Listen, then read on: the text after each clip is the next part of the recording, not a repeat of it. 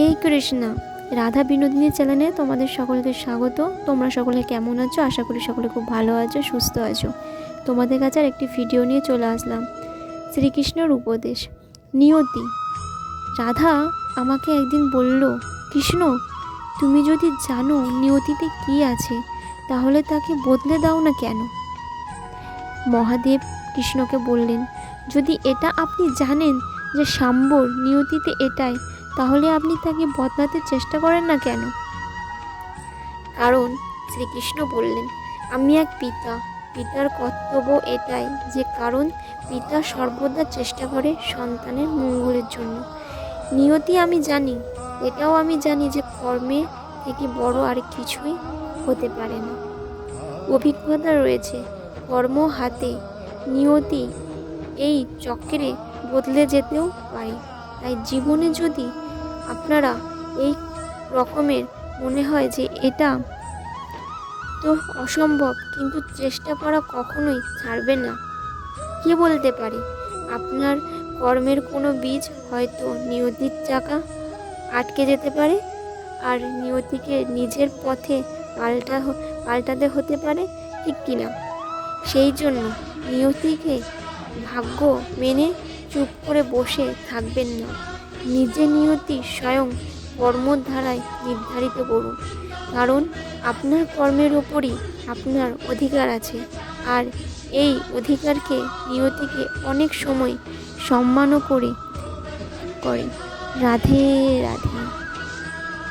শক্তি এক নিশ্চিত বস্তু, যা অনুমতি পিতা সবসময় চান তিনি তার শক্তি পুত্রকে সঁপে দিতে পারে, যাতে সে শক্তিশালী হয়, ওতে তার মঙ্গল হয়। তার পুত্র সবসময় চায় সে তার পিতার শক্তি লাভ করে, কিন্তু সেই শক্তি লাভ করার জন্য পুত্র হওয়া যথেষ্ট নয়, যোগ্য পাত্র হতে হয়। যদি আপনি সুপাত্র হন আর আপনাকে শক্তি দেওয়া হয়, তাহলে আপনি সেই শক্তি গুরুত্ব বুঝবেন, কোথায় সেই শক্তি প্রয়োগ করা উচিত এটা বুঝবেন না। আর এটা যেহেতু অর্জন করা শক্তি হবে, সেই শক্তির অপব্যবহার হবে না। যদি আপনি কুপাত্র হন, যদি আপনি সেই শক্তি দেওয়া হয়, তাহলে কি হবে? দেখতে গেলে এই সব দান হিসেবেই পেয়েছেন, তাই না? আপনি এই শক্তি গুরুত্ব বুঝবেন না, আর এর প্রয়োগ জানবেন তা আর অপব্যবহারে সুনিশ্চিত।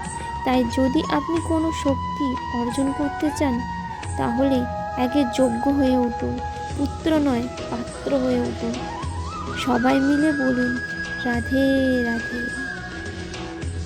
কথায় আছে, প্রত্যেক পুত্র তার পিতার প্রতিচ্ছবি হয়, আর সমস্ত প্রতিচ্ছবি চায় সে যেন তার অস্তিত্ব প্রাপ্ত করতে পারে। পুত্র চায় সে যেন পিতার মতো হয়, বা কখনো কখনো তার থেকেও শ্রেষ্ঠ হয়। সেটা কোনো অনুচিত ব্যাপার নয়। অনুচিত তখনই হয় তখন পুত্র নিজের পিতা হবার স্বপ্ন পূরণ করতে গিয়ে তার থেকে শ্রেষ্ঠ হবার স্বপ্ন পূরণ করতে চায়, কারণ তারা পরে তার পিতার গুণগুলোকে আত্মসাৎ করতে চায় না। সে শুধু এটাই চায় যে সংসারের চোখে আমি শ্রেষ্ঠ প্রমাণিত হই। এটা অনুচিত। তাই সংসারে এমন অনেক মানুষই আছেন যারা এই কারণে শ্রেষ্ঠ হবার চেষ্টা করেন। তার পরিবারে তার পিতার সম্মান বৃদ্ধি পায়। এমন মানুষও থাকেন। এটাই হলো পার্থক্য। উদ্দেশ্য মনে রাখবেন, যদি আপনার উদ্দেশ্য শুভ হয়, তাহলে পথও শুভ হবে। যদি আপনার উদ্দেশ্য অশুভ হয়, তাহলে পথও অশুভ হবে।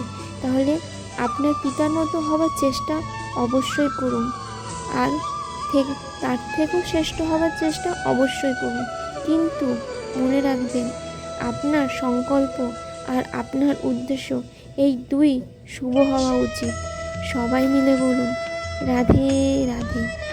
যদি আপনাদের সকলের এই ভিডিওটি ভালো লেগে থাকে, তাহলে আমার চ্যানেলটিকে সাবস্ক্রাইব করে পাশে থাকা বেল আইকনটি প্রেস করে দিও।